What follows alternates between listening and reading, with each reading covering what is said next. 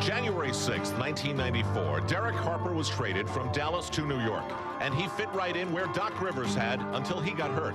Harper played with brains, with skill, and definitely with a flair for the dramatic. 10 seconds to go. Harper for three.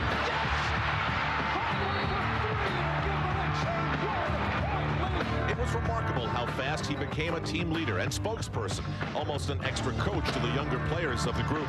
And only 6 months after becoming a Knick, Derek found himself in the NBA Finals. If things had gone just a little differently and the Knicks had won, you're probably looking at the MVP of a Knick title. But that's just an if. The reality was Harper enjoyed the city and the city enjoyed him. But after the Knicks were eliminated by Chicago last year, decisions were made to get the team younger. So at 35, Harper would be out and Chris Childs would be in. He promptly re-signed with Dallas, where he still had a home, and there was bitterness about the business side of things. But tonight, Derek Harper returns to the place where he played the most important basketball of his life, and the Garden will cheer for him one more time.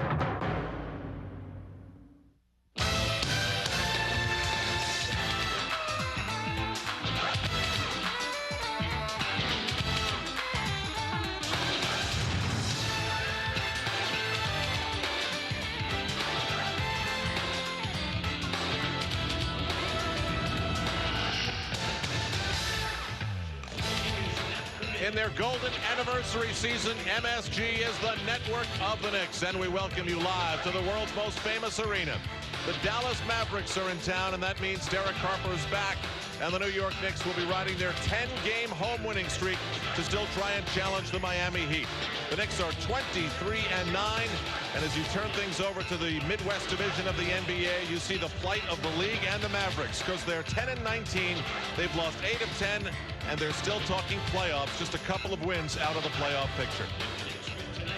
Good evening, everybody. Welcome to our coverage on MSG of Knicks basketball. I'm Al Troutwick. The Knicks will be without 40% of their starting lineup tonight. Chris Childs, back spasms. Larry Johnson, bad hamstring. They're both day-to-day. Meanwhile, we'll turn our attention to Derek Harper. He's excited about taking on the guy he called his baby earlier today, Charlie Ward.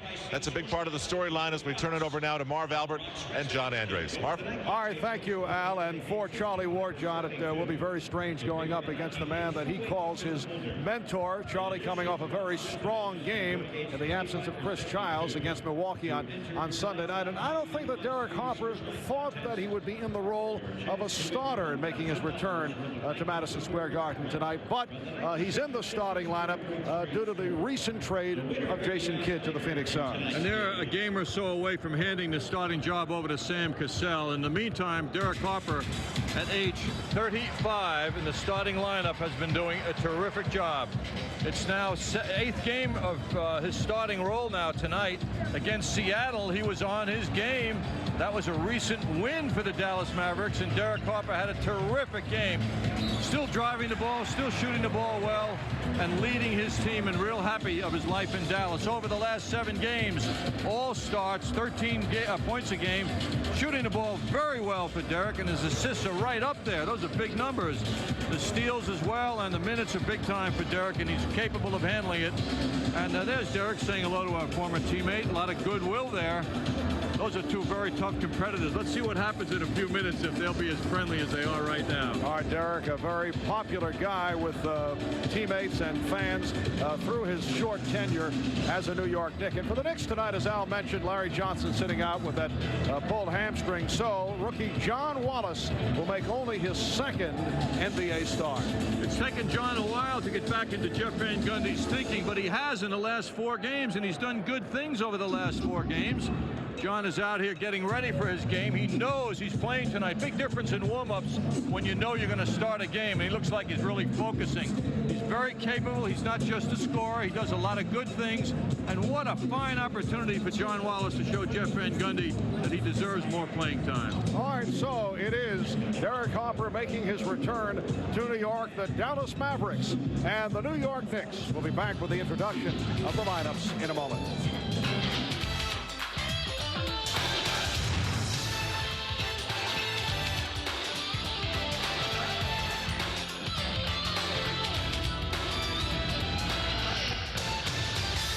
Welcome back to the Garden as we get set for the introduction of the starting lineup, the Dallas Mavericks and the New York Knicks. We've just been informed that Derek Harper will not be in the starting lineup, which is a surprise, a last-minute switch by Jim Clemens. So Derek will come off the bench, and Sam Cassell will be in the lineup.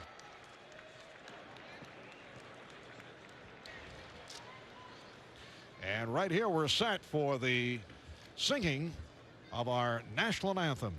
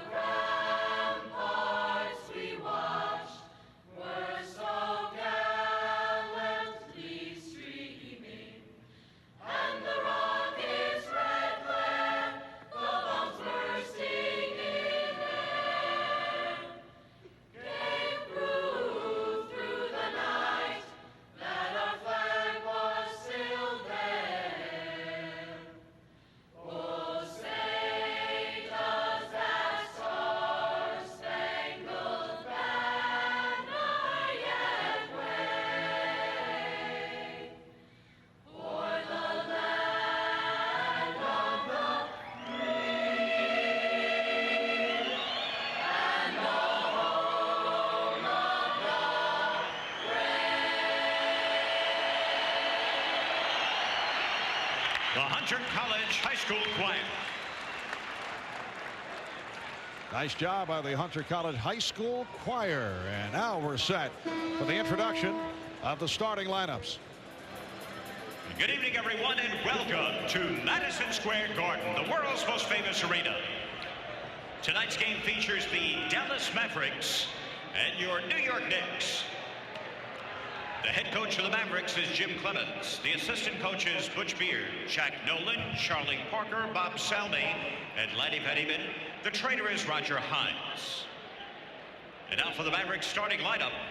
At guard at 6'3" from Florida State, number 10, Sam Cassell. At guard at 6'6" from Ohio State, number 24, Jim Jackson.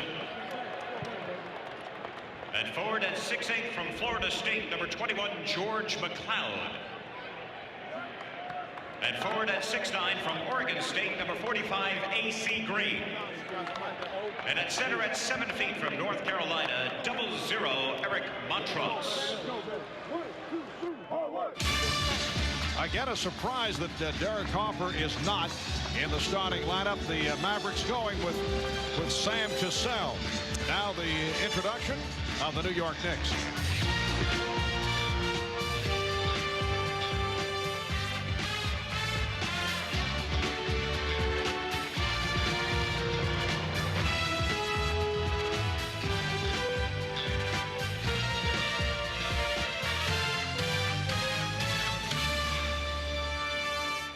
The coaches for your New York Knicks are Jeff Van Gundy, Don Shady, Brent DeMello, Tom Thibodeau, and Jeff Knicks. The trainers are Mike Saunders, Tim Walsh, and Frank Brittenham. And now, please welcome your New York Knicks. At guard at 6'6" from Tennessee, number 20, Allen Houston. At guard at 6'2" from Florida State, number 21, Charlie Ward. At forward at 6'9" from Syracuse, number 44, John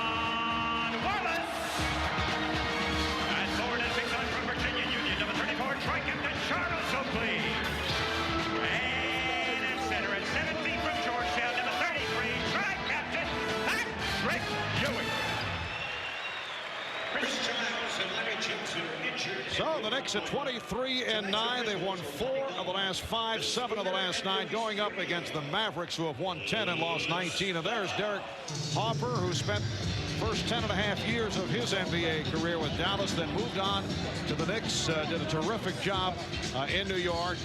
Knicks did not re-sign him, and then he ended up re-signing with the Dallas Mavericks. Earlier, Al Troutman talked with Derek about the emotion in terms of making the return to the Garden here tonight. It'll be a combination of a lot of different things. I think anytime you play somewhere and you have the fortune of going back to play, I think a lot of those things tie in. I think I'll be a little bit nervous. I think I'll be excited. I'll definitely be determined to go out and try and find a way to put a little pressure on the Knicks and hopefully get a win against them. Derek's memory will live on. Oh, what a handsome chapeau he's chosen tonight. His memory will live on, though, as almost the most valuable player of the '94 championship series against the Houston Rockets. What a statement he made in that series, and that set a tone for his remaining time as a member of the Knicks. Well, at 35 years of age, Harper, while in the starting lineup for the Mavericks, was the oldest starting point guard in the NBA.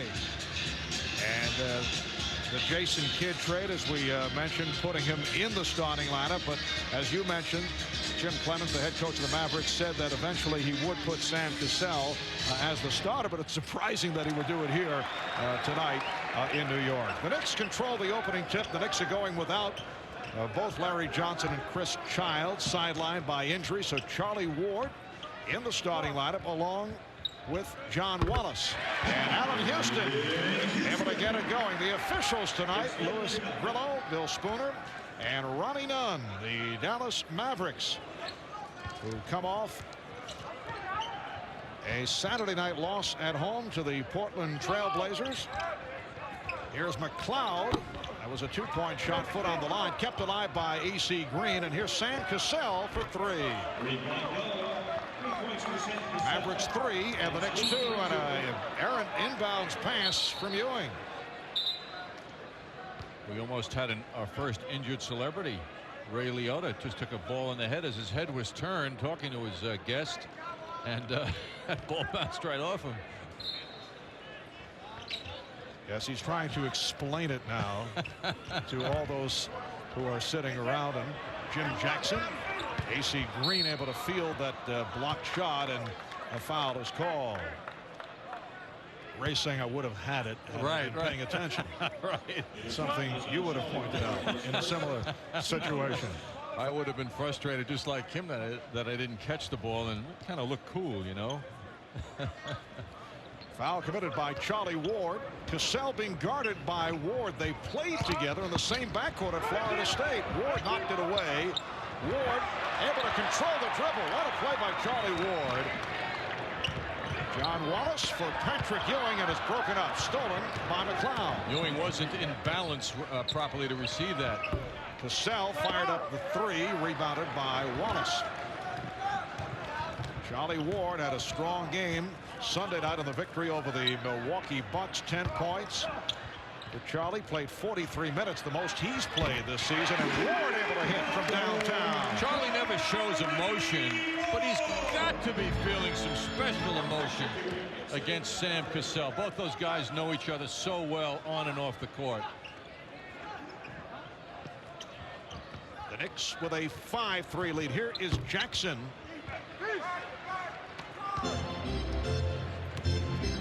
Knicks 6 of 12 from downtown the other night against the Bucks, and Ward is called for that foul to charge as he made contact with Cassell. That's a quick 2 on Charlie Ward, and it brings Scott Brooks to the scorer's table. Well, as I was saying, they know each other well. Sam Cassell certainly showed that.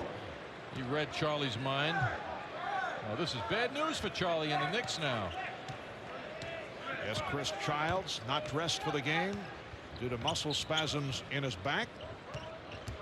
McLeod. Jackson shooting way off the mark.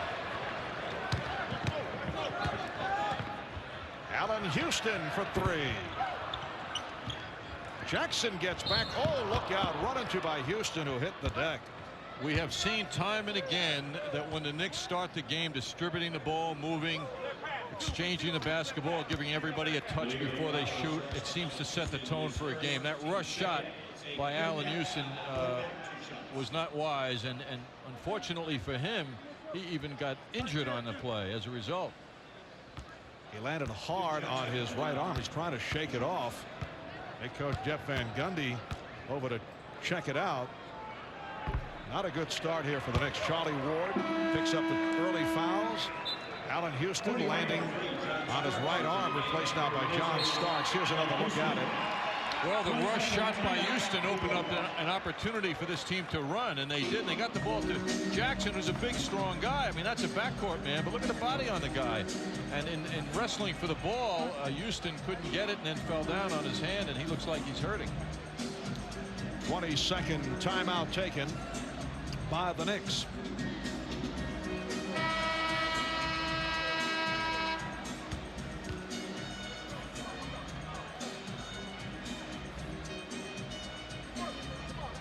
Larry Johnson also sitting out due to that pulled left hamstring suffered in the final minute of the game Sunday against Milwaukee.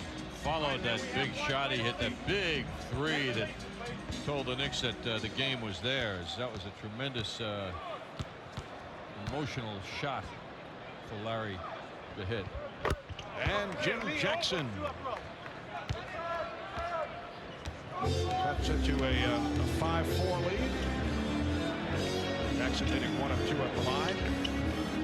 Scott Brooks, a one-time Dallas Maverick. The pass stripped by McLeod, took it away from Ewing. What a beautiful behind-the-back maneuver also by George McLeod, who handles the ball extremely well for a guy 6'8". Montross. Cassell being chased around by Brooks. Jackson. Montross.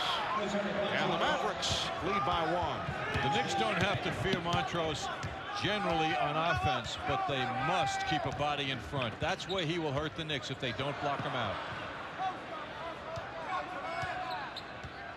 3 minutes gone by in this first quarter. Oakley pumps it. It has been a jump shooting festival here at the start by the Knicks. The tone is always set in the first couple of minutes. It seems there's no reason or logic to it, but that's the way it seems, that the way the Knicks play. Sam Cassell called out the play. Sam, the one-time Houston Rocket, one-time Phoenix Sun, came over in the Jason Kidd deal. Here's Cassell, and the Mavericks now lead 8-5.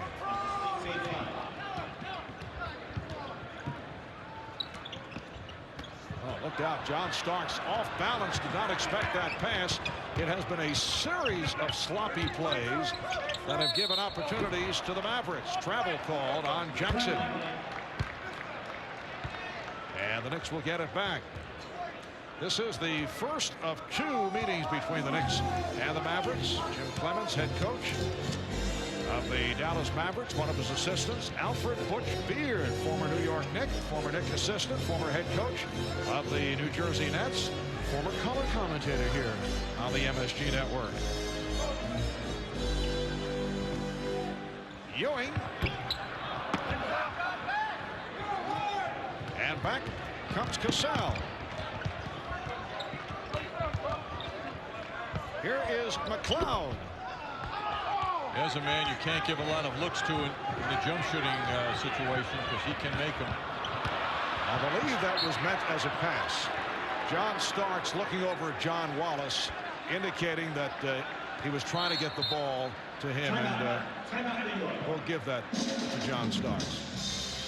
Very unusually kind of you. No, it was a pass, John. We'll be right back.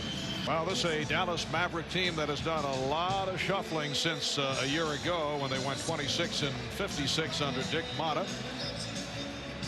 The big trade, the 26th of December, a shocker. The Phoenix Suns getting Jason Kidd, Tony Dumas, Lauren Meyer. Mavericks acquiring Sam Cassell, AC Green, Michael Finley, and a future second-round draft pick.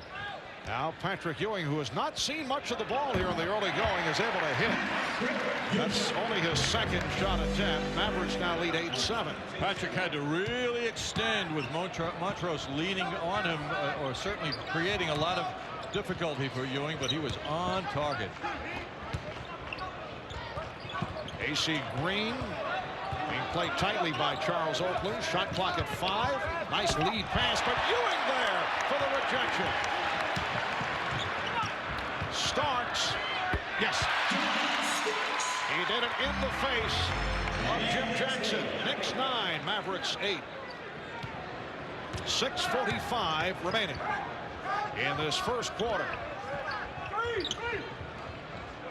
Cassell guarded by Brooks. Montrose. And Ewing got a piece of it. Here's Starks racing Cassell. And I see John Starks and Sam Cassell reflecting back to that championship series between the Knicks and the Rockets. Oh, nice move as Ewing beat Montrose, and Jackson did not help. Montrose didn't even chase Ewing. The steal by Brooks. 6 unanswered points by the Knicks. Starks for 3. Knicks lead by 3. Scott Brooks working very hard to make it difficult for Cassell, also to take some seconds off the shot clock as Cassell brings the ball up the court. Scott Brooks certainly has had the experience of facing Sam Cassell many times in practice as members of the Houston Rockets. Cassell for 3. Ewing rebounds. Good box out. Knicks now have Brooks and Starks in the backcourt. Ewing with Oakley. Wallace up front. Here's Wallace. Strip. And a foul on Wallace. Good play by AC Green. For AC Green, it is his 844th consecutive game, and tonight he is equaling Johnny Red Kerr, who was the number 2 man, so they're now tied for second, the best among active players. AC Green, 844 consecutive games. Only Randy Smith, one-time New York Knick among many teams, with 906, has had a longer run. Starks leading Wallace. Oh, what a play! Yes, and it counts. John Wallace taking that lead pass from John Starks and fouled by George McLeod. Wallace running the court hard, and he got the rewards. Perfectly thrown pass by John Starks, taking him right to the basket. That's the athleticism, though. There's another look at it of John Wallace. He had a man on him. I mean, there were bodies around him. He had distractions, but he got it done. Only his second NBA start. His previous start at Miami when Larry Johnson was sitting out a 1-game suspension. In that game, he got into early foul trouble. So the Knicks with a 14-8 lead, just under 5 minutes to go in this first quarter. And it appears the Knicks have settled down after the shaky start. They go to the trap. And the foul is called. Montrose just did beat the 24-second clock. John Starks picked him up on a switch and called for that foul. So Eric Montrose to the line. Last year, Eric Montrose 37% from the free throw line. This year at a nifty 27%, John. He is now 4 of 16. He's dipped a bit. Yes. And there's just no acceptance of that. But they want the big body on the court, and there he remains. But he's got to evidence show that he deserves to play more and to improve his game, just for pride reasons alone. Oakley backing Green.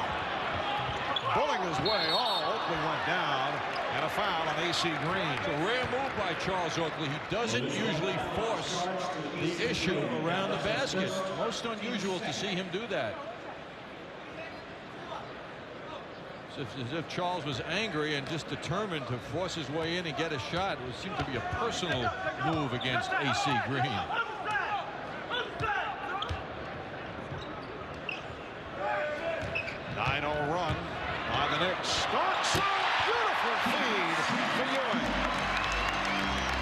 Knicks now lead 16-8. 11-0 run by the Knicks, and the Mavericks want to talk it over. Timeout taken. 3:57 remaining in the first quarter. The Dallas Mavericks missed their last 5 shots, 3 of 15 overall. 11-0 run by the Knicks. We were talking a moment ago about A.C. Green and the consecutive game streak that is now at 844, tying him with John Red Kerr, played most of his career as a member of the Syracuse Nationals. It's Derek Harper making his first appearance for the Dallas Mavericks, and gets a nice hand from the crowd. And they're having a number of messages for Derek from fans. And a long ovation from this crowd for Derek Harper. It's kind of surprising that he didn't start. We checked the bench to see perhaps if he was under the weather. That was not the case. It was coach's decision. Jim Clemens decided to go with Sam Cassell. I know that was the plan eventually, but you would think it'd start Harper. I can recall a game in Dallas a couple of years ago. Rolando Blackman was rarely in the starting lineup, and Pat Riley was kind enough to start him with Rolando back in Dallas. Wallace's pass picked off by Jackson. Well, Cassell is the future for this team, and they have a lot of their executives here from Dallas in New York. A lot of meetings going on, and perhaps Ross Perot Jr. said, "I want to see the man in the starting lineup." Boy, you're really stretching. You never know. Allen Houston, who landed on his right arm in a spill earlier this first quarter, is back in, and John Wallace sits down. 3 points, 4 rebounds for Wallace. Shot clock is down to 6. Chris Gatling on the floor for the first time, putting the move on, and is called for steps. Traveling violation. Chris Gatling with some very impressive numbers. Comes off a 7 of 14, 24-point game. He is certainly the early line favorite for 6th man honors. Gatling leads the club, averaging 19.5 per game, and we were talking to several members of the Dallas Mavericks and saying, why doesn't this guy start? He said he has a problem with it emotionally. He just does not do well as a starter, a starting phobia. Meanwhile, 19 a game, and he plays an average of 27 minutes a game. That's remarkable. Nice move by Crowder. Ewing over for the block. Patrick Ewing, very active, has come up with his 4th rejection. Starks able to play that pass and drew the foul. That's one of the great receptions you'll see on a basketball court by John Starks, leaping high to get that pass.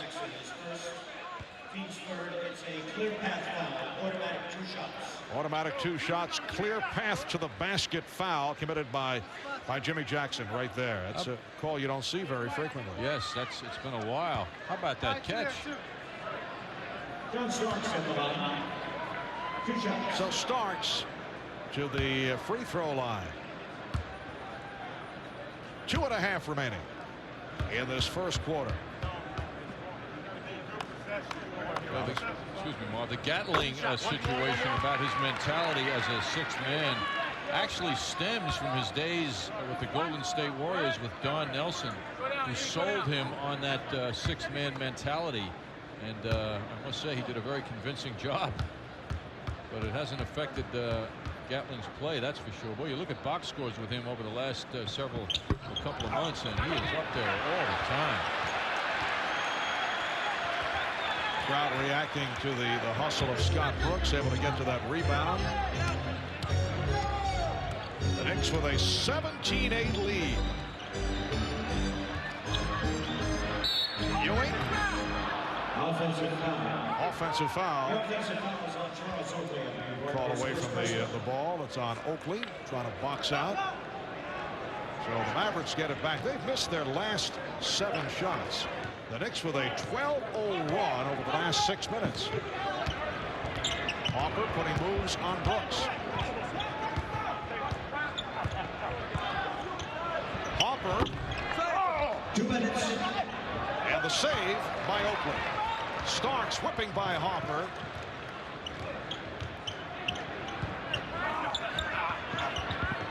And Oakley fouled by Gatling, and Gatling got the worst of that. And a technical foul has been called on Oakley. Looked like Oakley may have retaliated, did not like the foul committed by Gatling.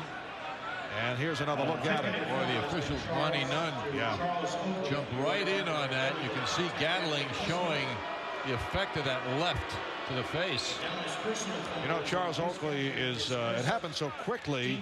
He's fortunate he was not ejected for a punching foul. It was kind of a swipe.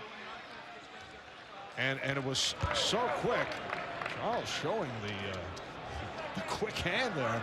It was so quick that you couldn't tell whether it was a punch, but that's about as close as you could get. Well, Charles uses his arms a lot, and that's quite an understatement.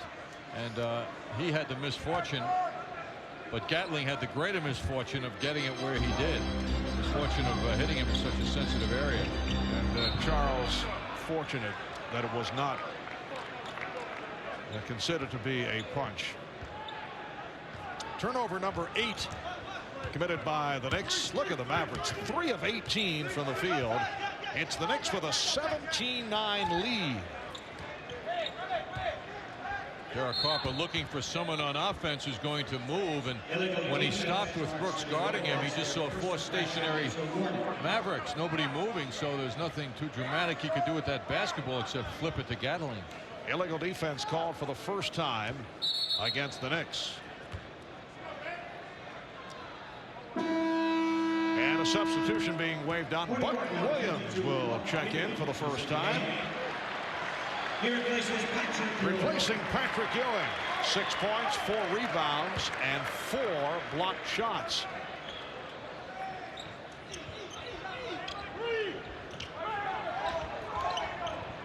Starks in a battle for position with Jackson. Jim Jackson, a big shooting guard, but good play by Buck Williams coming over to help out. Brooks able to push it down. Oakley. Rebound Williams. How did he get to that ball? Well, he moved into position. That's what he did. He kept moving, and he got the good bounce. It's a rhetorical question, John. We saw it. I thought you were wondering, Mark. I see. No, I saw it. I wanted to simplify it was just for effect.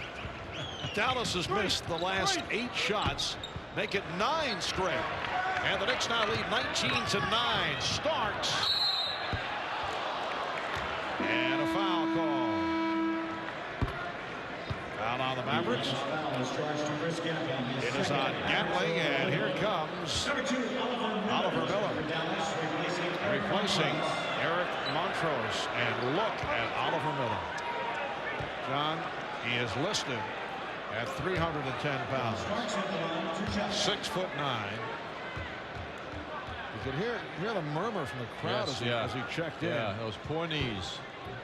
The work that those knees have to do. He left Toronto. He turned down an offer up there. He thought he was worth more. And now he's playing for the NBA minimum at Dallas. And it's too bad because that guy has a lot of talent. But he's eating his way out of professional sports, it appears.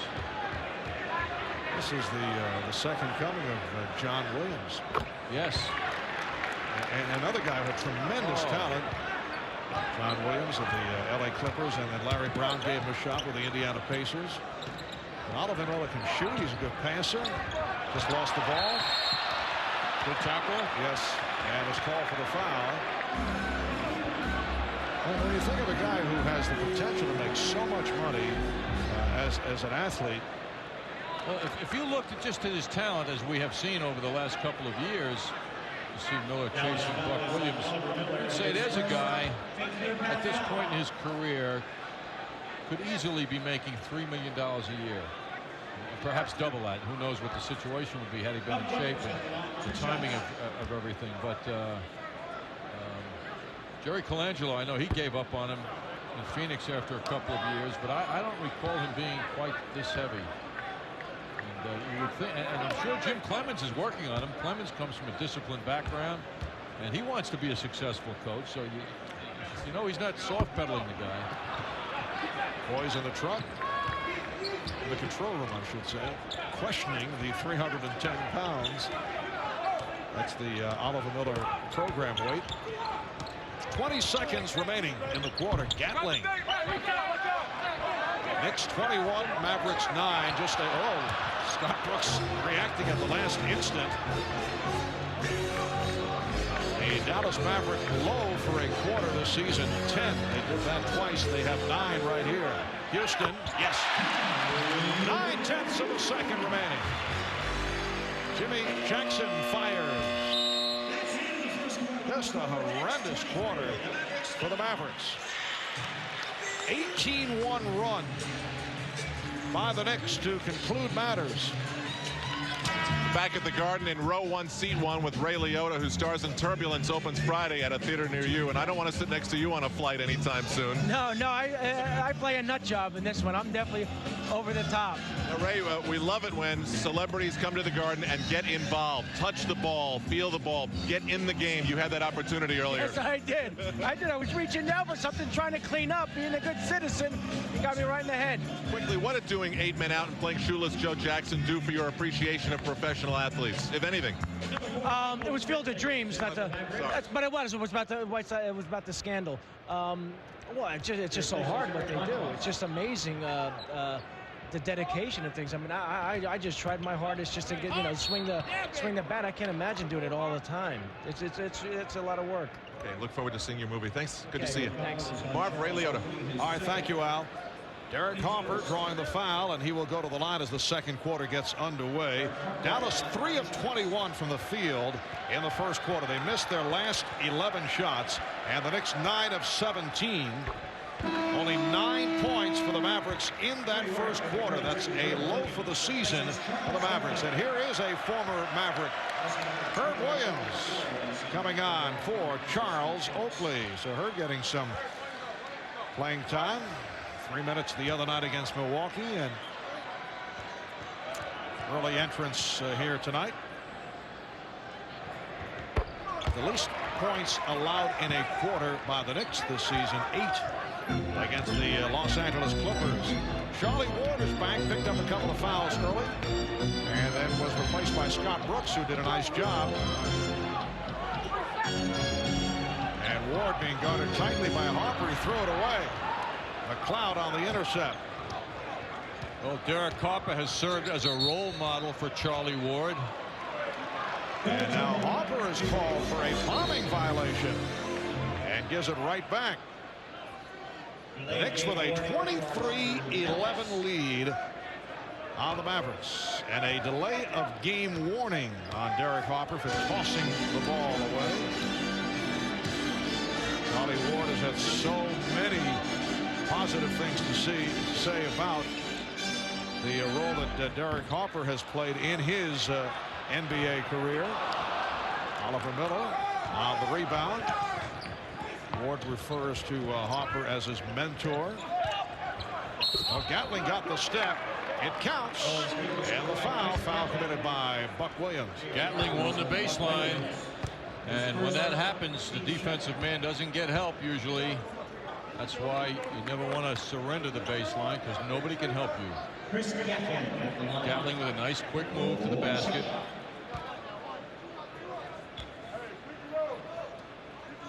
And for the Mavericks, their first field goal in 9.5 minutes. They missed 11 straight shots. Knicks 23 and the Mavericks 14, and Harper pressing Ward.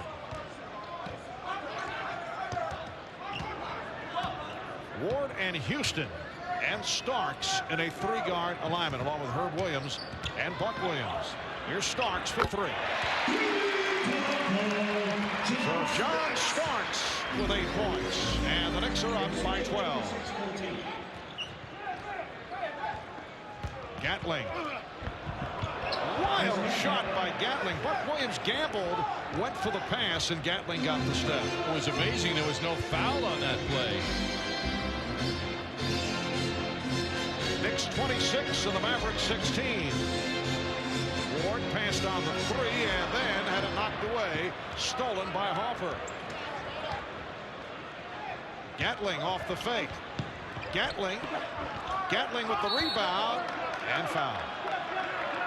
So Chris Gatling has become a factor, and he'll head to the line. Foul by Allen Houston. Chris Gatling in a 6th year out of Old Dominion. He is a local product out of Elizabeth, New Jersey. Spent 4.5 years with Golden State, as you mentioned. He played for Don Nelson with the Warriors.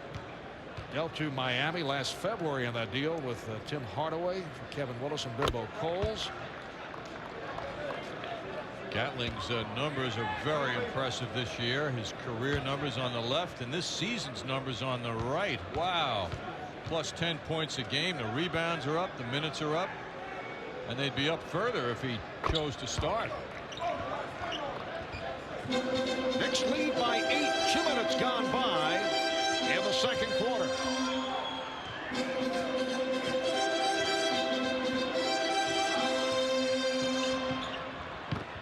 Buck Williams off a triple team.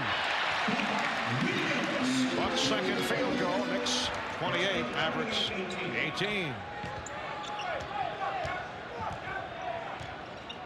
Unless Oliver Miller decides to play big and take up a lot of room out there under the basket, why the Knicks are going to have easy goings under their basket. There's not a lot of size out there for Dallas. Miller picked off by Ward. And here's Ward going all the way. Went to the reverse. Yes, and it counts. Oh, he's got to love that one. He won't show it. But he drew the foul from his buddy Derek Harper. Yes, this looks like it became a little personal here as Miller coughs it up to Charlie. I thought Charlie was going to flip it back to John Starks. As he saw John, he knew he was there. He made a very difficult shot attempt, and he made it clearly. Terrific play by Charlie Ward. It was Derek Harper. He wanted to show Derek something special, and he did. Now Charlie has hit 21 of his last 22 free throws. And a loose ball foul call. It's on the Knicks. On Herb Williams. And Derek Harper shaken up. It's all right. Jim Jackson and AC Green checking back in. Mavericks have Harper and Jackson at the guards. Gatling with Green and Finley, and they're checking with each other in terms of the defensive assignments when they get to the other end. Gatling posting up on Buck Williams. And an offensive foul. Buck Williams able to hang in and draw that foul. That's 3 on Gatling. Buck Williams is so dependable defensively around the basket. The Knicks have a 12-point lead. Ward for 3. And Herb Williams able to hustle it down. Herb setting the pick. Starks. Yes. A 3 for John Starks.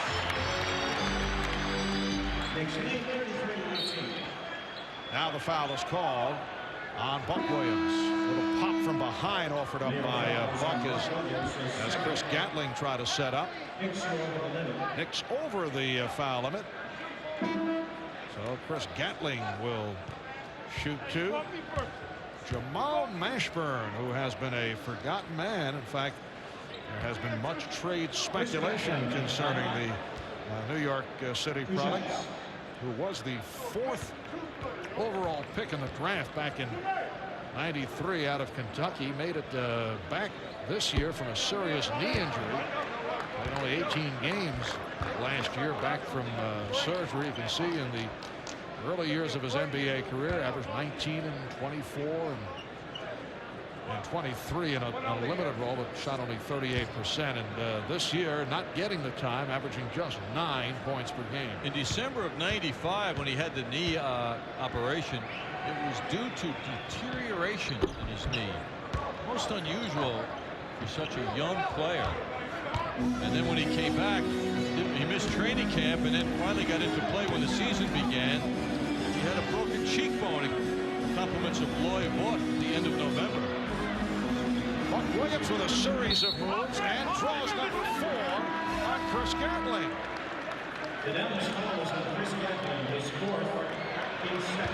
Gatling in an animated discussion about that foul with Louis Grillo.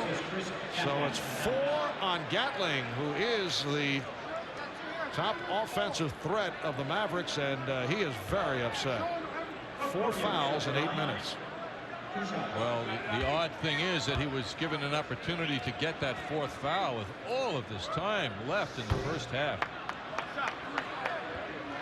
Gatling also had scored the last 8 points for the Mavericks.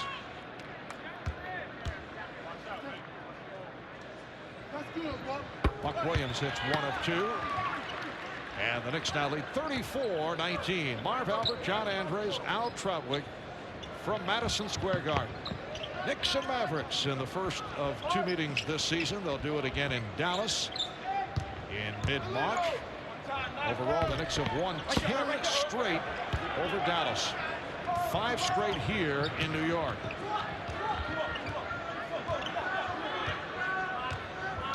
Buck Williams with the screen. Herb Williams with the shot. Here's Herb again. Herb Williams getting the playing time tonight because of the absence of Larry Johnson, sitting out with that pulled hamstring. And the Knicks have done a nice job off the bench. Herb Williams, Scott Brooks, Buck Williams contributing. Remember, when you're having good times with good friends, to drink responsibly, because friends know when to say when. A reminder from your friends at Budweiser. And here's another reminder to tune into MSG Network Friday night at 7 p.m. as the Knicks and Celtics turn the clock back in the first game of a home-and-home series in celebration of Throwback Weekend. Pre-game coverage begins at 6:30 p.m. with MCS Cannon Knicks game night. 7:20 remaining first half. Harper got the step on Ward. Nice move by Derek Harper. And the Knicks now lead 36-21.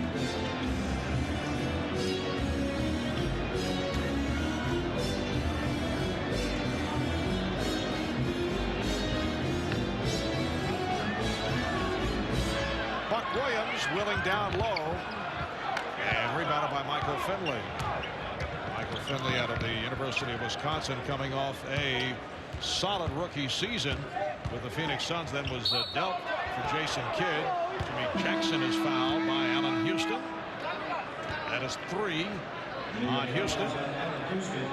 And here's Patrick Ewing checking back in, replacing Herb Williams. 1 field goal, 3 rebounds for Herb. Did a nice job. And Jim Jackson at the line. For all the on and off court controversy last season, he was the only Maverick to play all 82 games a year ago. Averaged 19.5 per game. The feeling was he and Jason Kidd were not on the best of terms. We also still hear trade speculation concerning Jim Jackson. Jim Jackson, the 4th pick in the draft back in '92. Knicks have a 14-point lead and a traveling violation called on Ward.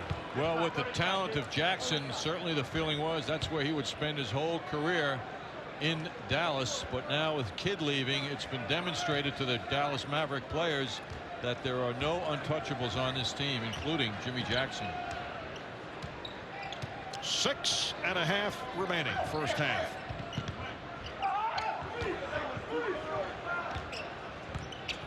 The best the Mavericks can do for an inside game is go to Jim Jackson down low and have a forced shot like that, with Starks playing him so tough, even though Jackson has the size advantage. Jackson is 0 for 6. Eric Montrose back, guarding Patrick Ewing. The pass from Ward picked off. That's 14 turnovers by the Knicks. And Harper's pass intercepted. Ward 3-on-1 over to Starks. Neat handoff to Ewing, and then Starks fires.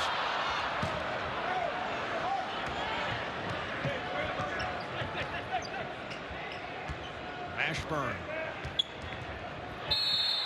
fouled, As Starks went for that high dribble, it was as if Jamal Mashburn was saying, here, take this dribble. But Starks made contact and picked up a second. Yes, Mashburn doesn't show speed, and that's what Starks reacted to. Here comes John. Close-up look on John's effort. A for effort every night for John Starks these days. Mashburn only a 54% free throw shooter. And the Mavericks 9 of 15 at the line. Here's Sam Cassell, who is one of the better foul shooters in the NBA, coming on from Michael Finley, who has not been getting the playing time. The Knicks lead by 14 points. 6 of 27 shooting by the Mavericks, while the Knicks at 50% from the field. Ewing, fouled by Montrose. Montrose is allowing Ewing that first step, and then he's in big trouble. Here's a man whose life has changed considerably since he left the Chicago Bulls in that championship environment. Of course, he'd do it again and again to be a head coach, which he is, but he's got a big job here. Spent the last 7 seasons as an assistant with the Bulls. An NBA player, first-round pick of the Lakers. Patrick Ewing has now made 26 straight free throws. Jim Clemens played for the Lakers, the Cavaliers, and the Knicks. He was involved in a deal between the Knicks and the Cavaliers involving Walt Frazier. Actually, Clemens was signed as a free agent, and Frazier was then sent to the Cavaliers as compensation. And as a member of the Knicks, a teammate of Phil Jackson, they became good friends.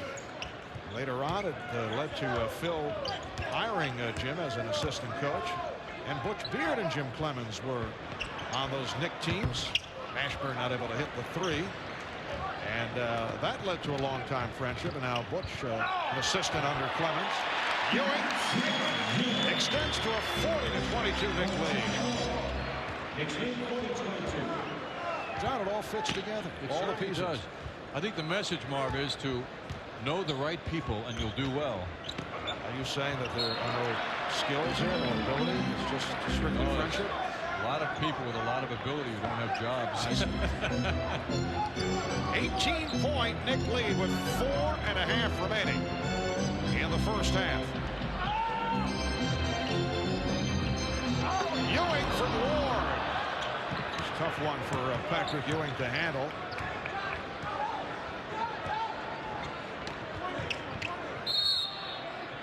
And a timeout is taken, a 20 call by Jim Clemens. Sam Cassell is hurt. I didn't see that occur. Coming up court in transition, Cassell took a very bad fall. Not sure if he tripped over someone or exactly what happened.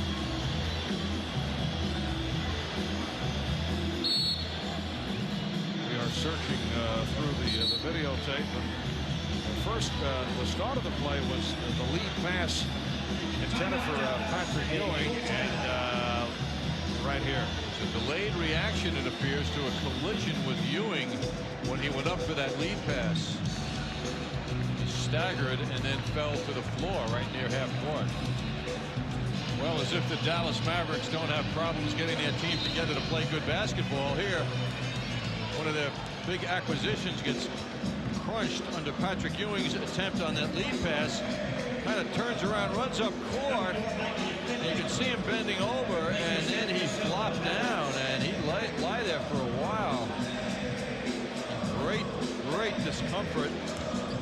And Oliver Miller and Dallas people helping him off the court. Finally, Miller picks him up. Wow.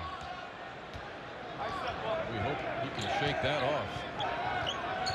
4 minutes remaining in the first half. A runner by Hopper, rebounded by Ewing, and foul on a reach-in. It's called on Hopper, his second. For the Mavericks, their 4th team foul.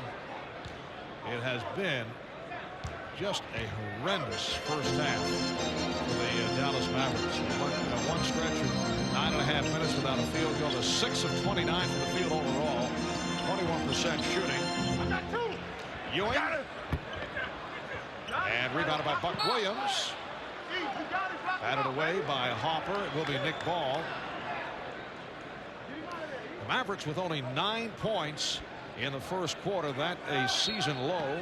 They were outscored 23-9. Not doing much better here in the second. Starks. And deflected out by the Knicks. Charles Oakley replacing Buck Williams. Usual strong job by Buck. 5 points, 4 rebounds.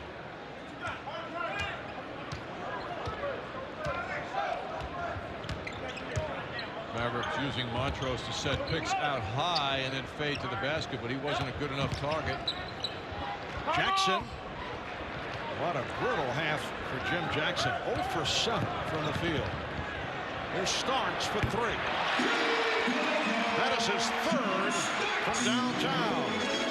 14 points for Starks. He's the high man of the game. And the Knicks have opened up a 43-22 lead. 3 minutes left of the half. Mashburn for 3. And Starks on the run. Leading Ewing. Oh, Ewing surging to the basket is fouled by Montrose.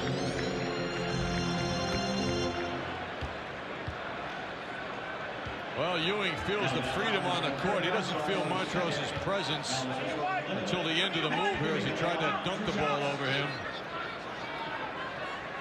Montrose is offering inadequate opposition from the defensive views of the Dallas Mavericks, that's for sure, against Patrick Ewing. Well, Patrick Ewing had hit 27 straight at the line. Ewing always enjoys playing against the Mavericks. 2 games last year, averaged 29 per game, 13.5 rebounds. This not a club that has been noted for strong centers over the years. They have gone with people like Lorenzo Williams, not a true center. And as you mentioned, Montrose has always been a guy who Ewing has had his way with. Back to the days of Eric Montrose playing his first couple of years in the league with the Boston Celtics. Ewing had some enormous games against Montrose. Here's McLeod. This is embarrassing shooting by the Mavericks. Nice play by Ward to tap it, and Oakley does the rest. Knicks now lead 45-22. Knicks are playing with a very spirited effort here in the first half. They smell blood and they're just feeding off the inadequate play of the Mavericks. And now Dallas just forcing shots. Ward pushing it down. Starks for 3. Yes! That's 4 3-pointers. And the Knicks now lead 48-22. John, this is about as sorry a first half performance as we have seen from a ball club in many years. This is just awful. Finley. Rebound Ewing.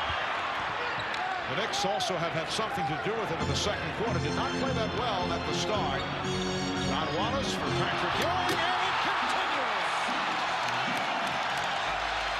If I'm Jim Clemens, which I'm not, I let Montrose sit for the rest of the game. I'd rather see anybody else out there if I were Clemens. Standing ovation for the Knicks. Jackson kept alive, and McLeod is able to lay it home. That ends a 14-0 run by the Knicks with 1 minute left in the quarter. 50-24 the score. The Knicks led 23-9 at the quarter. Wallace off a beautiful pass. You know, Mark, I feel sorry for Derek Harper, because there's a guy who really plays with pride, and this is an embarrassing performance because you can play poorly, you can have bad nights, but they're not in it. They're not showing any disappointment in their play. Oakley off the break.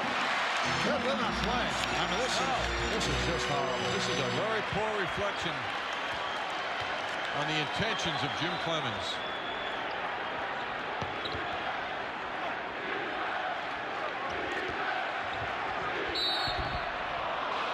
Jackson able to hit. And the Knicks now lead 54-26. Foul committed by Ewing.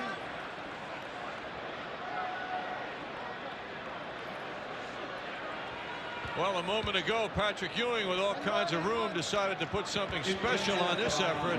He had one of those the other night against Milwaukee, and he loves it as he turns around and comes up court, and he should love it. At age 34, he's making a lot of young guys look old. Well, the Knicks had a shot at a franchise record. The fewest points allowed. The opposition for a half was 25. Washington Bullets at Landover, December of 1985 in the second half. But the Mavericks have passed by that number. They have 27 points with 2 5/10 seconds remaining in the half. Foul on Starks. That is his third. The Knicks have doubled up the score on Dallas. They now lead 54-27. The Mavericks 8 of 39 from the field, 20% shooting. And George McLeod at the line. They're now 10 of 18 at the free throw line. Coming up, the Tri-State Jeep and Eagle halftime report. There is only one Jeep. It's only at the Tri-State Jeep and Eagle dealer. Bob Page will fill us in on what is going on elsewhere. He'll be at the sports desk. Final seconds. Charlie Ward lofts one. Almost carried home. That man can throw a ball. Here's another look at it.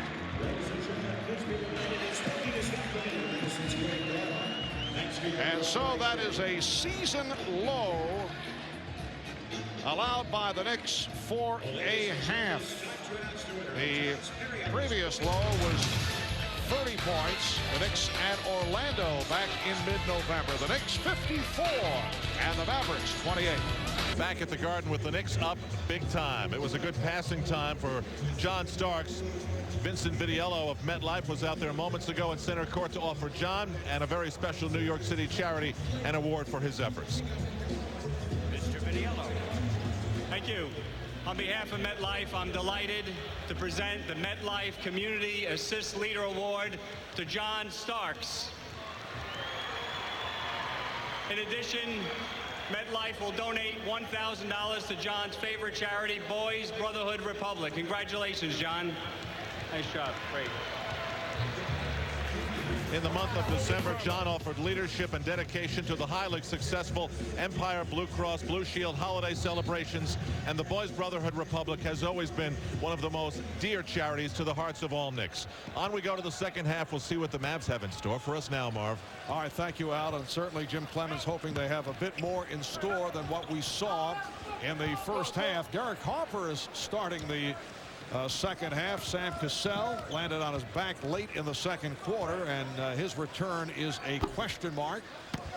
Suffering from lower back spasms. The Knicks 54 and the Mavericks 28 as this third quarter gets underway. McLeod puts the move on Wallace. Wild shots being tossed up by the Mavericks. So that was the case in the first half, where they hit only 8 of 39 from the field, 20% shooting, while the Knicks were just under 54% on 21 for 39.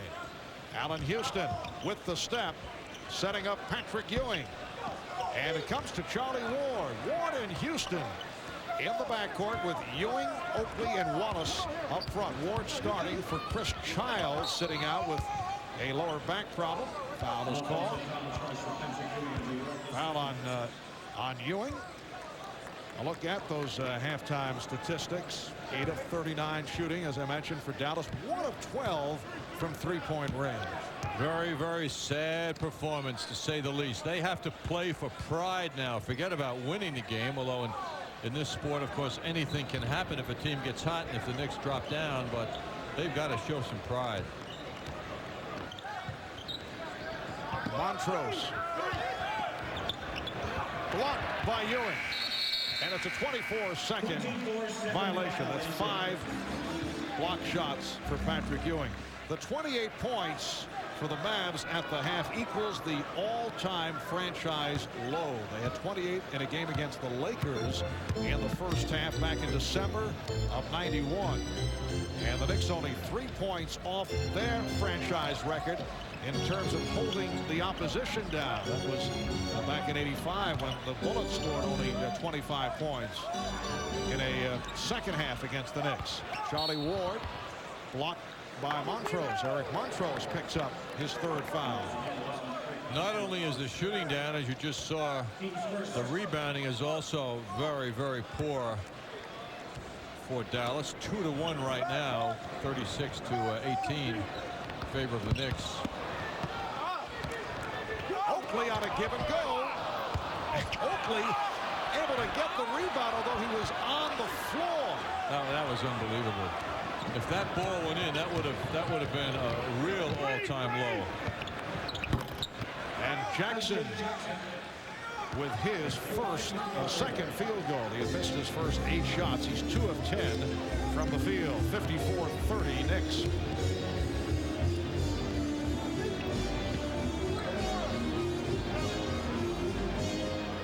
Ewing getting position and then draws the foul.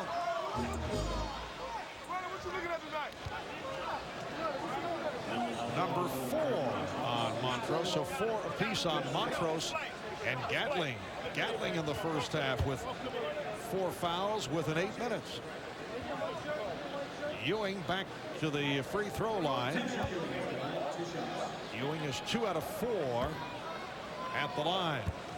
The Knicks tonight without Larry Johnson with a pulled left hamstring that was suffered in the final minute of the game against the Bucks on Sunday. And as I mentioned, Chris Childs with a back problem sitting out. There's Larry Johnson and Chris Childs. Second straight game that Chris has missed due to the injury. Well, Marv, as I gaze down the Mavericks bench, I find a 7-1 man ready to go whenever Jim Clemens says go, and it's Greg Dreiling. Right. Another longtime opponent of Patrick Ewing and the Knicks. Greg Dreiling still in the NBA. Illegal defense against the Knicks for the second time, so a technical foul. There is Greg Dreiling, who has resurfaced with the Dallas Mavericks. Very close to being a member of the crowd. But it'll be interesting to see if we see him play. Why will it be interesting? You know, I was going to pose that, but you... Excuse me, I'm talking to myself. But it's so good. And it just makes my heart warm that you would pose that to yourself. That's great, John. With a microphone turned on, no less. The rehab work is work. Obviously, it's paying dividends. So the ball back to the Mavericks. That question was on my tongue. Here's Hopper. And the Knicks now lead 56 to 32.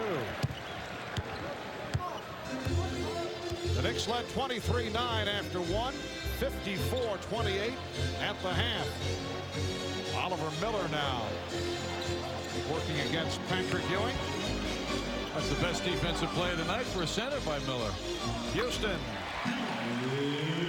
Allen Houston with his 3rd field goal. He has 6 points.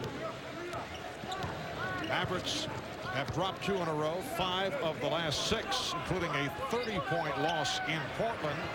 They come off a home loss on Saturday to the Trailblazers. Jackson working hard for the shot. It counts. Nope, now it's waved off. Does not get the continuation call. Foul on Houston. That's number 4 on Allen Houston. Offensive foul on Miller. Jim Clemens in his first year as a head coach. Last season, Mavericks won only 26 games, 26-15 56, fifth in the Midwest Division. Here comes Harper. This year Dallas at 10 and 19 with a revamped lineup. For the most part, due to the big Jason Kidd trade to Phoenix. McLeod. Miller with the tip. Miller rejected. And Charles Oakley extends to a 60-32 lead. This game is really a dream come true for the Knicks from the standpoint of easy baskets. Phrasing that is often said but rarely enjoyed by the Knicks, and tonight it's happening a lot. Wild pass offered by Jackson. Ward for Wallace. Yes! And the foul on McLeod. George McLeod has had a very long night. 1 of 8 from the field, and John Wallace now off that foul by McLeod will go to the free throw line. John Wallace, not easy to do what he does here with the big man coming in his way. He stayed with the move. Nice bounce pass. And John timed his acceptance of that very well. Wallace hams it up a little bit at the end of that play. Knicks now lead by 30 points, 62-32, their biggest lead of the night. You look back over this season, the Knicks on a number of occasions have had big leads but have not been able to hold on to them. In fact, they've had very few blowouts, a subject that was addressed earlier today by Knicks coach Jeff Van Gundy. I pose the question to the team all the time, why not a blowout? Why not be up 6 at the end of one quarter, 12 at half, 18, and then just keep moving the lead up, playing consistently? Well, he appears to be getting his wish here this evening. John Wallace looking to complete the three-point play. The biggest blowout enjoyed by the Knicks this season was a 27-point win in the home opener against the Charlotte Hornets, 113-86.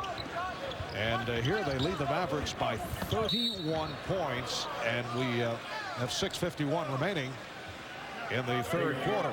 Foul on Oakley, that is his third. A statement by Jeff Van Gundy that we just showed shows how a thinking coach keeps working to come up with words to inspire the team to greater play, and I think that was is certainly the secret to Pat Riley's success, how he can come up with areas of focus for a team so that it'll motivate them for that particular night. As we see right now, look at Ewing work and the rest of his teammates. They're not letting up, and part of that reason has to be the coach's ability to get to their heads. They're not letting up, and we've seen games like this, Marv, over and over, where a team in the second half will come out flat and die, and all of a sudden you got a ball game. Yes, they're looking very sharp here in the third quarter. Still playing hard despite the huge lead. Houston, yes. And the Knicks now lead 65-32.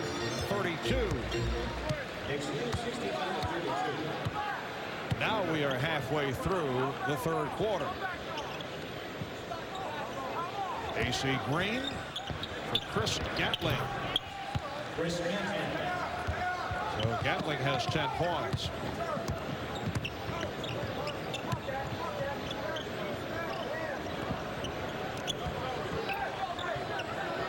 Ewing being played by Green. Ewing. Hopefully try to sweep it on the back tap. And that is a double dribble committed by Derek Harper. So that's the 15th turnover committed by the Mavericks. And the Knicks have 16, but it really has not mattered. You know, it's funny looking at Derek Harper. Even he seems somewhat affected by the passive play of his teammates.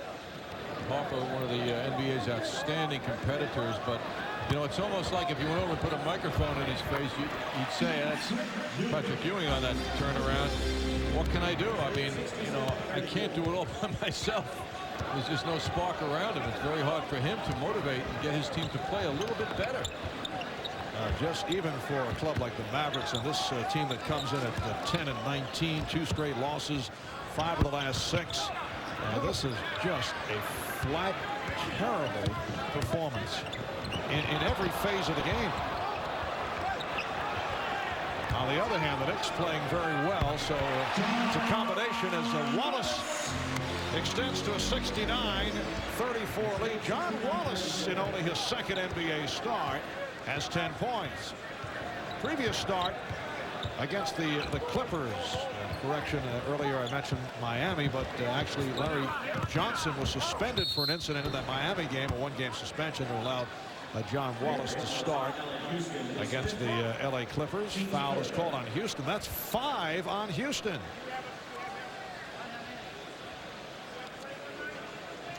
.416 remaining in the third quarter. The Knicks up 69-34. Now they have changed the foul call. It is not Houston, it is Ward. So Ward picks up his third. Houston has 4. And Michael Finley at the free throw line.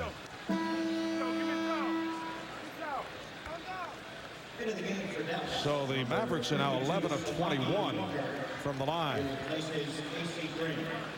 And here is the first appearance by the rookie from Louisville, Samaki Walker, coming on for AC Green, who did not score. 0 for 1 from the field, 4 rebounds. Samaki Walker, a first-round draft pick, 9th selection overall. He left school after his sophomore season at Louisville. Here's Oakley. Yes. 71-34. Knicks. Samaki Walker, a low post player for the most part. He's out deep right here. And Ewing not challenging, and now does, and comes up with block number 7. Allen Houston curls his way in. Oh, nicely done with the left hand by Houston.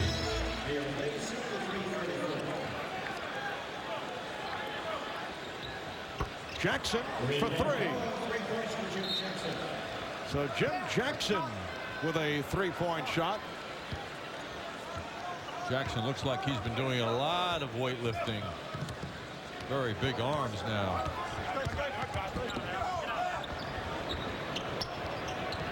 Houston on a quick release.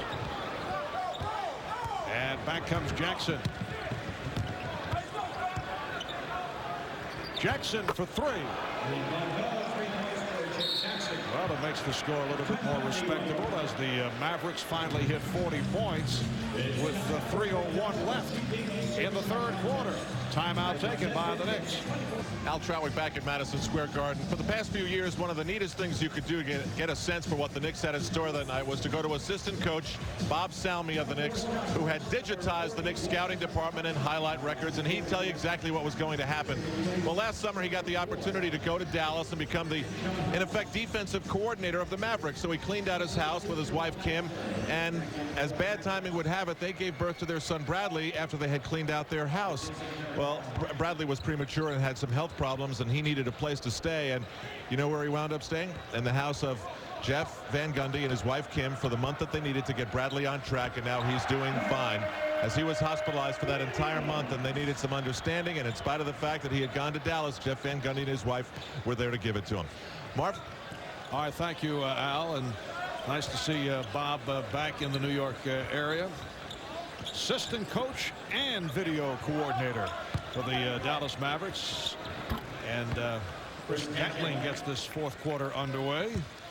I hate to tag that nice story by saying that Bob is the defensive coach for the Mavericks on a night like this, but he'd understand. Oh, he must be so proud. Yes. Charles Oakley firing one up. Knicks have an 83-44 lead. Jackson. And Gatling off the recovery. Mavericks are 16 of 61. 26% shooting. How about this stat line for Dallas, John? 9 points in the first quarter, 19 in the second, 14 in the third. They had it going there in the second quarter. They really did. And here's Walter McCarty, who just came on. Herb Williams had it slapped away, and last touch by Herb. John Starks back on the floor. John Starks instrumental once again in giving the club a spark. Had a good second quarter. Starks has 17 points. And Charles Oakley hears it from the crowd. A solid performance. 10 points, 7 rebounds. Knicks at 53%. See the Mavericks. Offensive foul. McLeod picks up his third. Some of the Mavericks shooting. McLeod is 1 of 9. Jackson is 4 for 14. Hopper now 2 of 6. Here's the quarter breakdown. Mavericks off to the hot start, as you can see here in the fourth. McCarty. And last touched by the Knicks. We have time for a long story, Marv? John, I say you could take it the next 10-15 minutes. Okay. January 4th, report out of the Fort Worth Star-Telegram. Last week, the Mavericks flew to Los Angeles in pursuit of free agent Brian Williams. The Mavericks have coveted him since last summer rather, ranking him ahead of Chris Gatling and behind only Horace Grant on their free agent priority list. That's Saturday the 4th story. Sunday the 5th, Mavs in pursuit of Williams amid medical concerns. They had him come in and visit in Dallas. They examined his leg. And I know Pete Vesey of the Post and NBC was all over this story too, breaking it to New York readers. And the outcome of the story is after an extensive physical that included an MRI, and Mavericks found severe damage to the knee of Brian Williams that had surgery on in September, and they have dropped out of the situation. And with the Williams deal dead, the Mavericks are apparently prepared to yank Jackson, Montrose, and forward Jamal Mashburn off the trading block for the immediate future. Yes, there's been much apprehension about the health, the physical status of Brian Williams. And according to the stories you mentioned by Pete Vesey, supposedly Brian Williams was actually hiding the injuries, trying to show it wasn't as serious as thought. McCarty on the foul. And Mashburn at the line, and that is his first point of the night.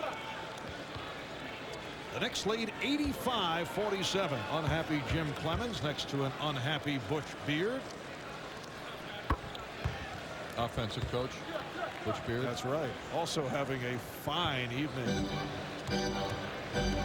Alfred Butch Beard was so much happier sitting behind a microphone, John. He was. He'd be laughing and telling jokes. John Starks giving the Knicks an 87-48 lead. I enjoyed 4 years of you and Butch. Butch was doing color. They weren't necessarily good jokes. Offensive foul. And that's number 5 on Gatling. Oh, Derek Hopper. Thinking about the long evening here at Madison Square Garden. This was not what Derek had in mind. Well, the best part for Derek here was right before the game started. And he was visiting fans and ex-teammates. Williams from McCarty. Give Walter McCarty an assist. And Herb Williams with 8 points. That's a season high for Herb. It is extensive garbage time. You might say that has been second quarter on. And a foul against the Knicks. Number 4 on Starks. It is a 41-point lead by the Knicks. The biggest winning margin in the history of the Knicks franchise. They won by 48 on 3 occasions. The last time against the 76ers in April of '94. They had a 48-point win also against Philadelphia in November of '72, and they did it against Detroit in December of '68. Starks for 3.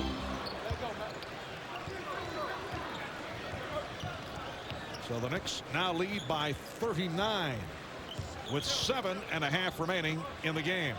Mashburn And back comes Scott Brooks. Scott Brooks getting extensive playing time tonight because of the injury suffered by Chris Childs and the early foul trouble of Charlie Ward. John Stark went off in his own little world there the last couple of times down the court, firing up the long ones. And Michael Finley is fouled. Fouled by Starks. That is number 5 on Starks. Well, in the Western Conference, the Clippers at 13-19 would be in the playoffs, qualifying as the number 8 club. Knicks and Celtics in the first of the home and home on Friday night in Boston. The MCS Canada Knicks game night will get it underway at 7:30. And again a foul. Foul on Wallace. That is his 3rd. And that's the throwback weekend. The Celtics will come back here Saturday night after Friday night's play against the Knicks up in Boston. And on the return trip by train, Al Troutwig will be on the train with many of the former competitors of the Celtics and Knicks in a friendly get-together on the way back. And Al will be there shooting a lot of the interviews with the likes of John Havlicek and Cousy and Dave DeBusschere from the Knicks and many of the players that fans will remember. And that will comprise our pregame show on Saturday night here at the Garden. So it'll be fun to see everybody visit and renew old acquaintances and review many experiences that they all share together. Actually, John, a very clever way for the MSG Network people to save some money on the airfare that Al normally might be forced to shell out, and then we'll be back this morning. When you're having good times with good friends, to drink responsibly, because friends know when to say when. A reminder from your friends at Budweiser. She saw herself on the big board. We're talking a moment ago, John, about the Western Conference playoff race. Despite the problems of the Dallas Mavericks at 10-19, they are in the playoff hunt along with Golden State and 9-21 San Antonio. Yes, 8 teams from each conference make the playoffs. And there are a lot of bad records out there this year. Samaki Walker, the rookie from Louisville, with his first bucket. And the Knicks now lead 89-54. 6 minutes, 20 seconds remaining in this 4th quarter. Lowest point total against the Knicks this year, 73. The Bullets, December 10th, in an 85-73 Knick win here at Madison Square Garden. Jackson is rejected and fouled. So the Mavericks are on target with only 54 points. Foul on McCarty. And we've been going to the handy Knick media guide on many an occasion this evening with help from our crack statistician Dave Freed, who's being kept very busy, Jimmy. The fewest points for the opposition. This is in the 24-second clock era. 64. There it is, the Indiana Pacers at the Garden, December of '85. Fewest points against the Knicks. That's in the history of the club. Mavericks with 56 points, and we have 6 minutes to go. There he is. Greg Driley. Marv, I'm going to now try and solve a mystery. John Wallace looking good. And that is how on Friday, December 27th, did the Dallas Mavericks at home beat the Seattle Supersonics? Well, John, these things happen, as you know, game to game. You don't know what you're going to get from a number of teams in the NBA. The same can be said on many an occasion regarding the New York Knicks. Certainly they've showed much more consistency than a club like Dallas, but there have been some strange turn of events by the Knicks. Dallas Mavericks have lost 2 in a row, 5 of the last 6, and that includes a 30-point blowout in Portland. Shot clock is down to 4. Herb Williams just to beat the 24-second buzzer. Knicks 93 and the Mavericks 56. I just looked at the box score of that game and I came up with the answer. Sam Perkins was 1 for 10 for Seattle in that game, so we'll blame it on him. I know Sam will appreciate that. No. Derek Harper had a big game, 24 points. John, do you have nothing to do at this point? I'm just trying to solve mysteries here. You know, I saw that Dallas beat Seattle 3 games ago, and after seeing this performance tonight, it drove me to the book here. You're in a very scientific mode, trying to solve various Dallas Maverick mysteries. Well, let's see. The Mavericks tomorrow will be at Philadelphia, then Saturday back home for Denver. That'll be the start of a 4-game homestand. Off the steal, Jackson, and he lost it. Wallace able to get it back. Leads Starks, and Starks blocked by your man Greg Dreiler. He did it. Here's Finley, who can sky, and he's fouled. Michael Finley to the line. Walter McCarty with number 4 fouls in 8 minutes. And Finley to the line. Michael Finley, the leading scorer in Wisconsin history. He was acquired in the Jason Kidd deal from the Phoenix Suns, a first-round pick of Phoenix last year, and made an immediate impact. He averaged 15 points a game. Also did a good job defensively. Yes, he played in every game last year, 48% from the field, and he burned the Knicks too. He had some fine moments against the Knicks as a member of the Phoenix Suns. Coming up on 4 minutes remaining in this 4th quarter. The Knicks now lead 93-60. Last touch by Wallace. Jackson able to deflect it off Wallace. What is with Derek Harper's headgear tonight? Started out the game with something even more wild than that. Samaki Walker. Perhaps he does not want to be associated with this ball club. He is in hiding. Or with the sport. Knicks 93 and the Mavericks 62. Brooks launches the 3. And here's Jackson, chased by Brooks.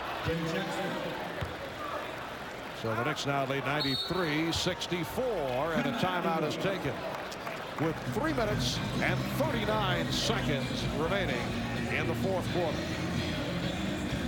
Former Knick Derek Harper, the subject of our Coke Classic play. We flash back to the 95 playoffs, game 4 in Cleveland, won by the Knicks to win the series, and Derek Harper on fire, hit 7 3-pointers, 30 points in all, hitting from all angles, as the Knicks eliminated Mike Fratello's Cleveland Cavaliers.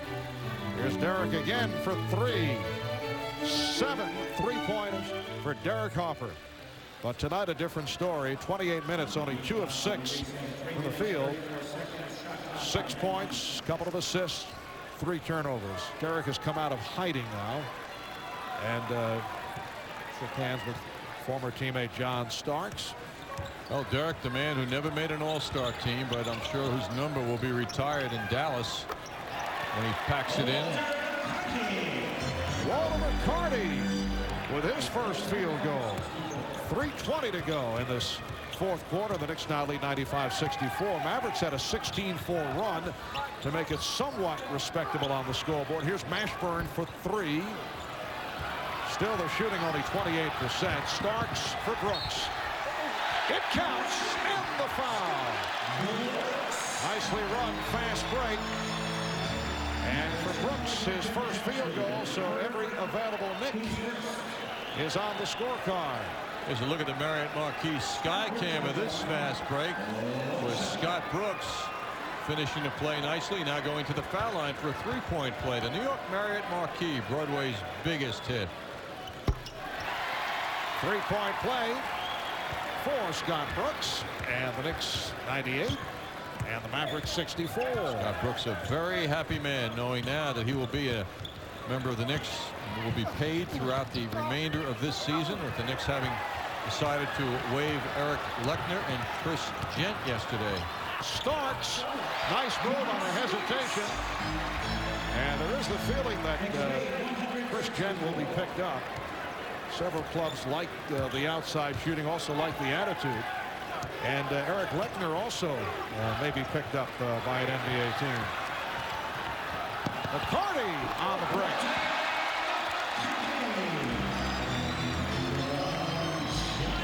Run by the Knicks. They're up 102-64.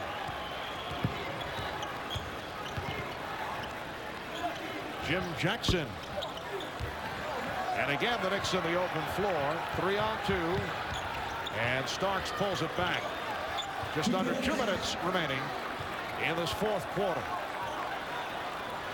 Three-point attempt by McCarty.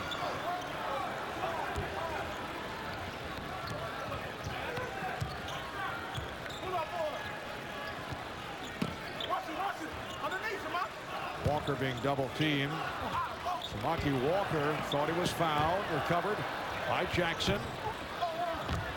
McCarty on the back tap, but handled by Mashburn. Meanwhile, the Mavericks are stuck on 64 points. It's been a while, and a traveling violation is called.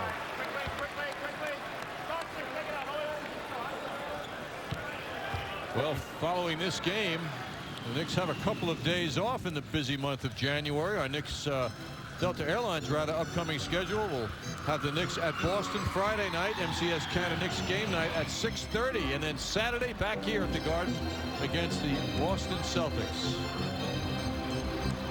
Jackson off the steal, putting moves on Brooks.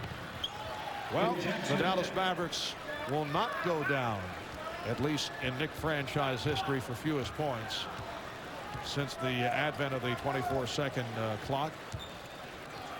The number was 64. Indiana Pacers back in '85, but the Mavericks now have 66 with 51 seconds remaining. But this will be a season low in terms of the Knicks against the opposition. The previous low, 73 by the Bullets.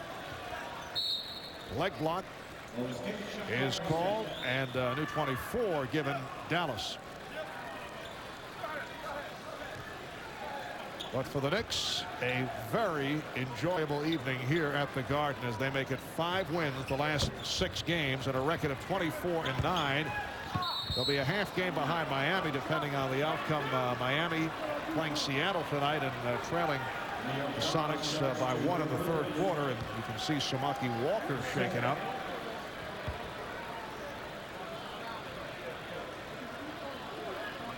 Oh, he is in pain.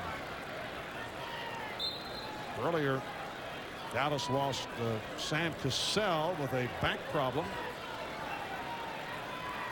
Appears to be the ankle, the way the trainer is focusing. Maverick trainer Roger Hines checking out Samaki Walker, the 6'9" rookie from Louisville, their first-round draft pick. Take another look at it now. A rebounding situation. Walker getting the ball, so far so good, until he slips and perhaps comes into contact with Herb Williams. Left ankle stepping on Herb Williams, and that's where he lost his balance and twisted the ankle. As usual, the twisted ankle comes from one player stepping on another player's foot. See Walker being helped off the floor. Well, for the Knicks, when you consider that 2 of their starters are out tonight, Chris Childs and Larry Johnson, it's a particularly impressive performance that Jeff Van Gundy could get this kind of play with 2 starters out. Doesn't get any worse for Dallas. Here they are with just a horrendous performance, and they have 2 guys who have to be helped back to the locker room. Cassell and now Walker. Very, very tough night for Jim Clemens and the Mavs. Let's check in at the MSG Sports Desk with Bob Page. Bob? All right, thank you, Bob. Down to 32 seconds remaining in this fourth quarter. 102-66 Knicks. And the Mavericks on their way to their low game of the season. The previous low, 73 against Atlanta back in mid-December, and perhaps their all-time franchise low 68 against the Houston Rockets back in February of '81 is the all-time low. AC Green on the line. He's taking the shots for the injured Samaki Walker. Very quiet night for AC Green, playing in his 844th consecutive game, which puts him in a tie for second with John Red Kerr on the all-time list, and Greg Dreiling is able to hit, so that will prevent the Mavericks from going into the record books with their all-time low point total. 102-69. Knicks with only 20 seconds remaining in the game. Here's Wallace. I tell you, Dreiling has come on, John, here in the fourth quarter, just turned it. He's been a positive force. And AC Green just got into the scoring column, too, at the foul line. Final seconds. And here is Dreiling. Well, there you go. A three for Greg. Jim Clemens waited a little bit too long. I think if you check the personal profile of Greg Dreiling, you will not see many three-pointers. Final score, the Knicks 102 and the Mavericks 72. A nightmare for Dallas. For the Knicks, a all-around enjoyable evening. 24-9 is the record. They've won 5 of the last 6, 8 of the last 10, while the Mavericks go to 10 up and 20 down. We'll be back with the wrap-up in just a moment.